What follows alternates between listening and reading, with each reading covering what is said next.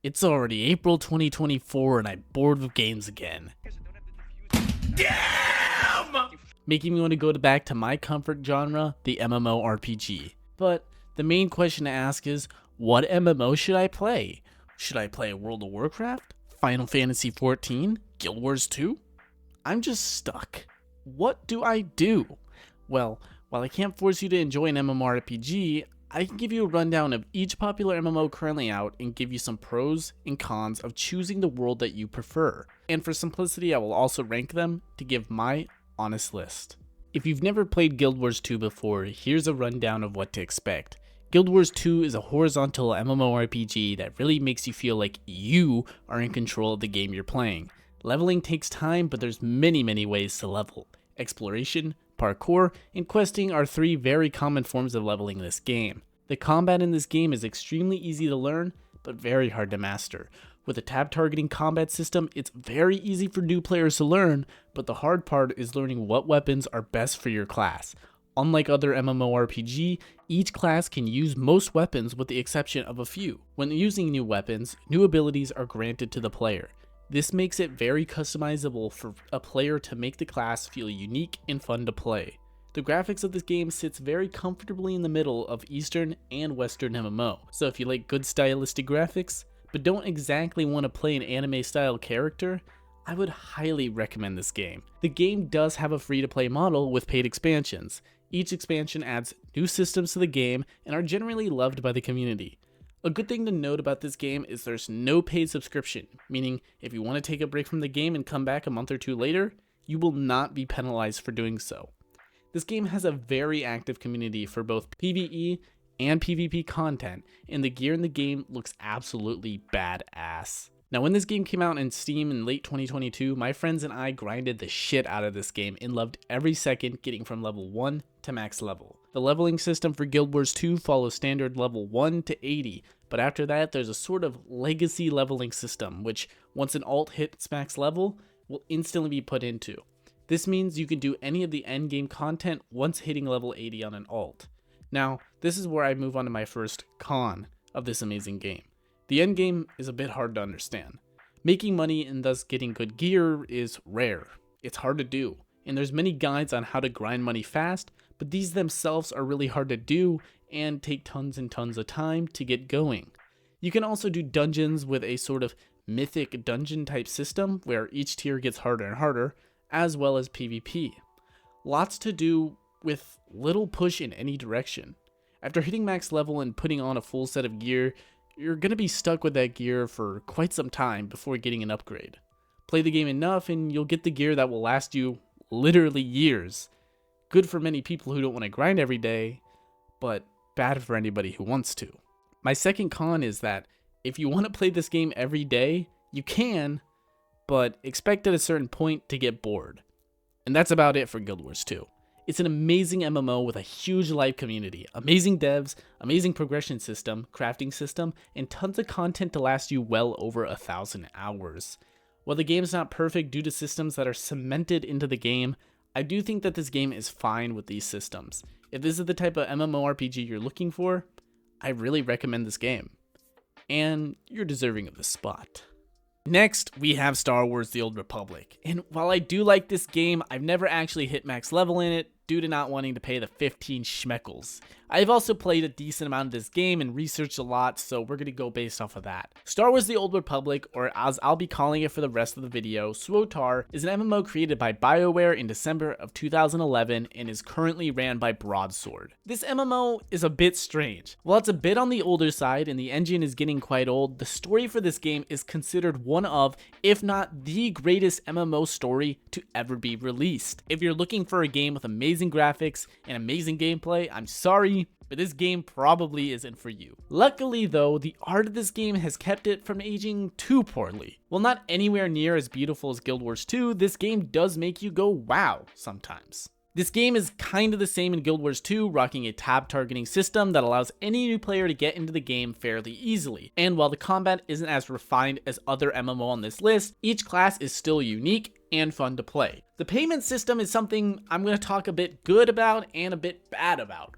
While being a free-to-play game, you're locked out of a few systems, as well as losing out on a 25% XP boost after level 20, making the leveling very, very tedious. Luckily, if you buy the subscription one time, you're in luck, since there's something known as a preferred status player, meaning you'll not only get every single expansion, but you'll also get access to more features as well as that 25% XP boost after level 20. This also remains if you no longer have a sub. Now, I know I just gave you a pro, but I'm gonna hit you in the face with a con.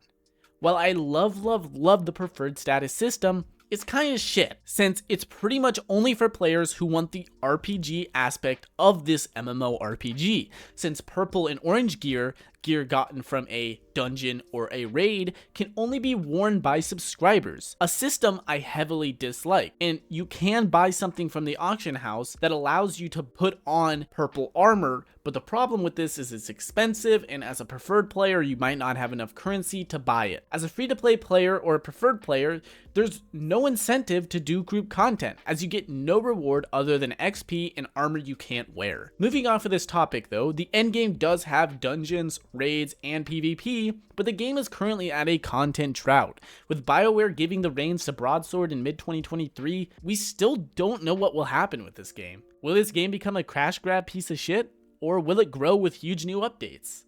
Time will only tell. So if you love amazing, replayable stories with hints of player interaction and challenging endgame raiding as well as PvP, this game might be for you. But for the sake of everyone's sanity and my own, I'm gonna put this game below Guild Wars 2.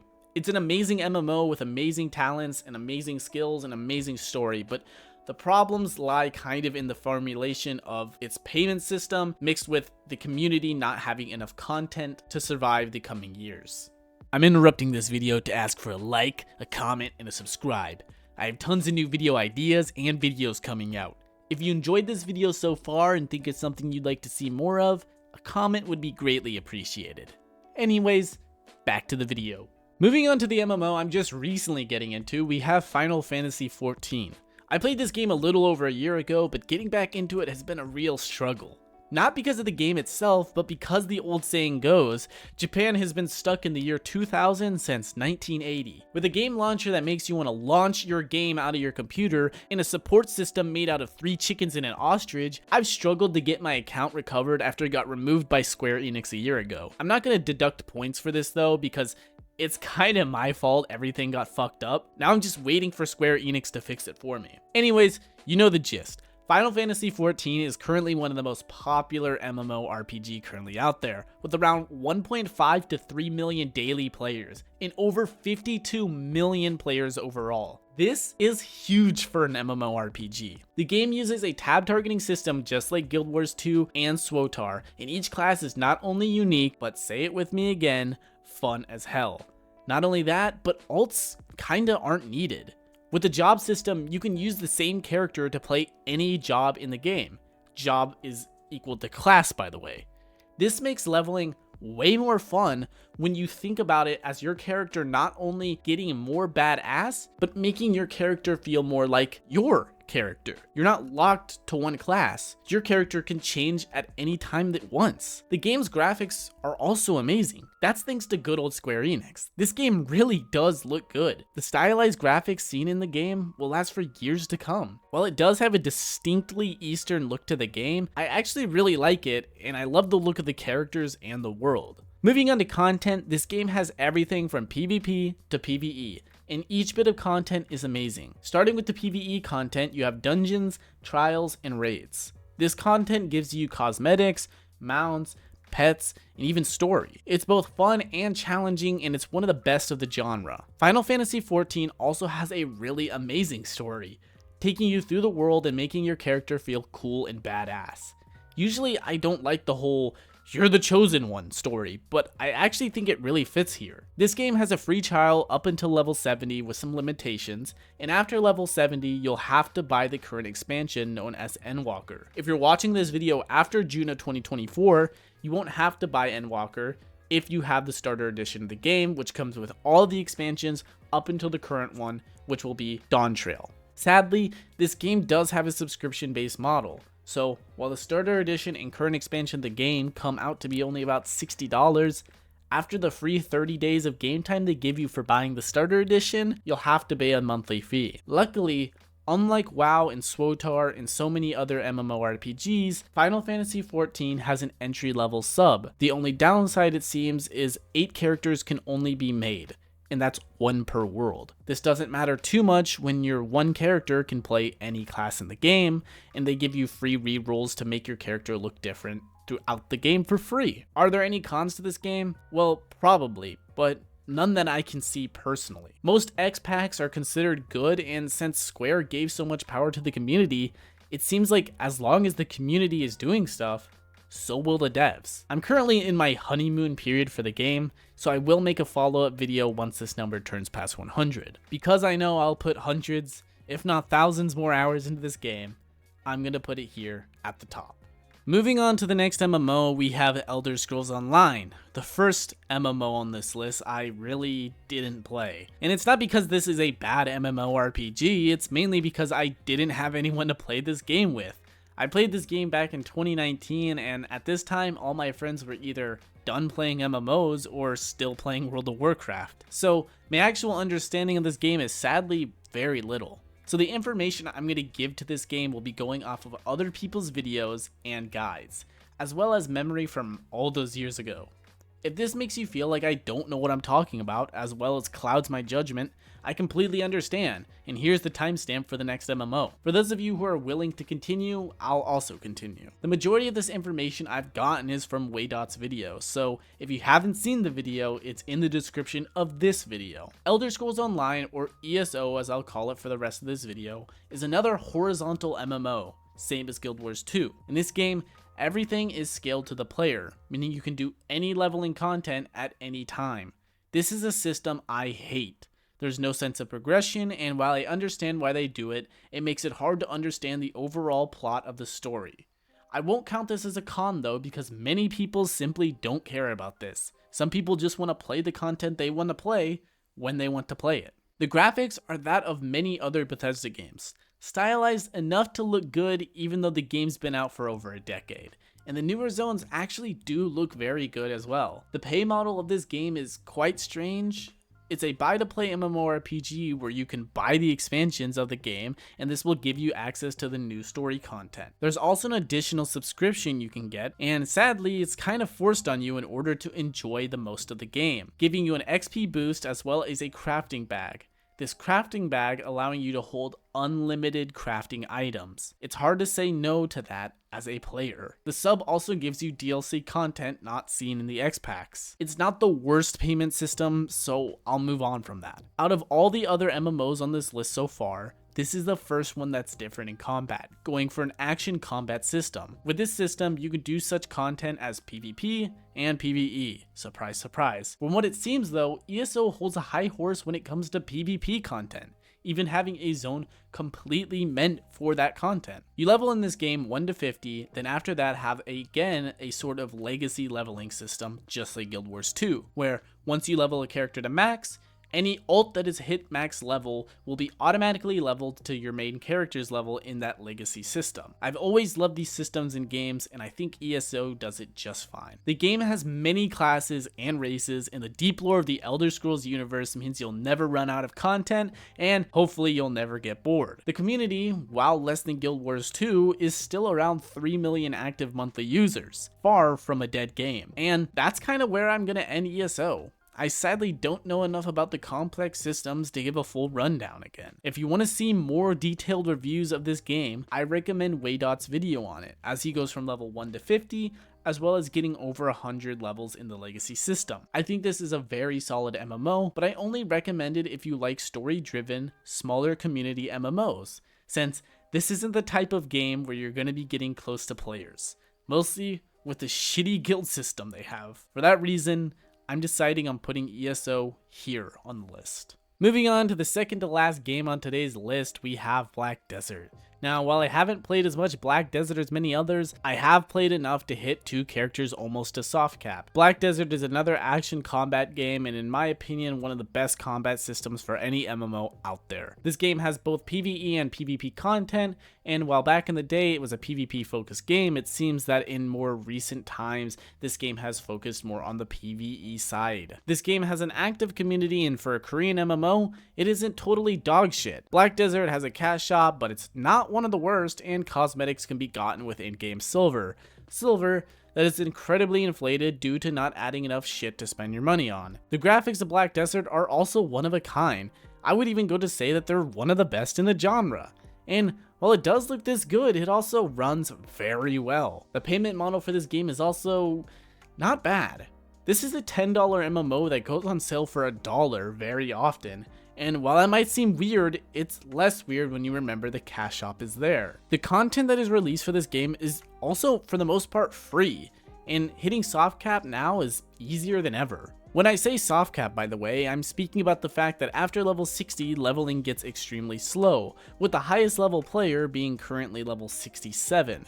This is a one-of-a-kind MMO, but because of the Korean MMO stigma and reliance on the cash shop, as well as the constant nights of having to leave your PC on to AFK life skills, I really only recommend this game if you only plan on playing this game, nothing else, since not doing so will mean you'll progress really slow, and depending on the type of person you are, this could be a bad thing. Because of this, I'm going to put the game here on the list. You thought I was going to make an MMO video without mentioning WoW. World of Warcraft in 2024 is about as you'd expect. Kind of in a weird spot. If you're a classic WoW player, you're eating up with the new season of Discovery, but if you're a retail WoW player, you're kinda, well, waiting for the new expansion. While Dragonflight was a huge step in the right direction, and the game is in a decent spot right now, it kinda feels like every other X-Pact after Legion. Boring and dull. But to get the bias out of the way, WoW has very good fantasy graphics, more cartoony than most modern MMO, and very western looking. The amount of content in WoW is crazy, but a lot of it is hard to do now that the max level has been reduced to where it is. Going through all the content feels more like a chore than it does in an MMO like ESO, where leveling takes you around 50 hours, but in that time allows you to experience multiple storylines. WoW uses a tab targeting combat system and has PvP and PvE content. Unlike most MMOs, it's pretty split in between with the player base. For PvE content, you have dungeons and raids, and for PvP content, you have arenas and battlegrounds. All content gives you armor, but unlike Guild Wars 2, that armor will become obsolete with a new X-Pact. The community for WoW is huge, but also split. Half of the player base is playing retail WoW, while the other half is playing the new season of Discovery on classic WoW. Either one you play will be filled with tons of content for both PvP and PvE players. The payment model for WoW is about the same as Final Fantasy, with you getting a free trial up until level 20, and then after that you'll be forced to pay $15 a month for classic content and retail content up until the Shadowlands expansion. Since the War Within expansion comes out this year, you should probably just pre-order that anyways, since when you do, you'll get access to the Dragonflight content as well. The level system is pretty straightforward. Do quests, dungeons, PvP, and you'll level pretty quickly. WoW used to be based on the leveling experience, but now is a more late game type of game. You hit max level, and that's where the game really begins.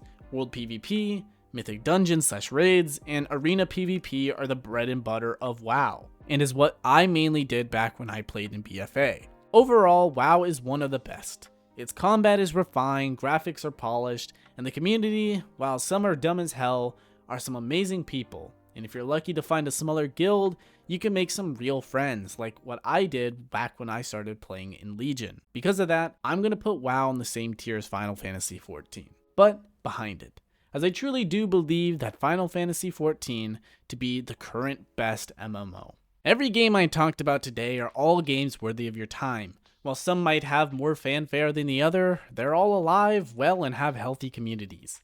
In future videos, I'll dive more into these games to give more depth reviews of the games to come. If you enjoyed this video, a like, comment, and subscribe would really help me out. My goal is 1,000 subs by the end of this year, and if you could help me achieve that, I'd be very grateful. And again, thank you for watching.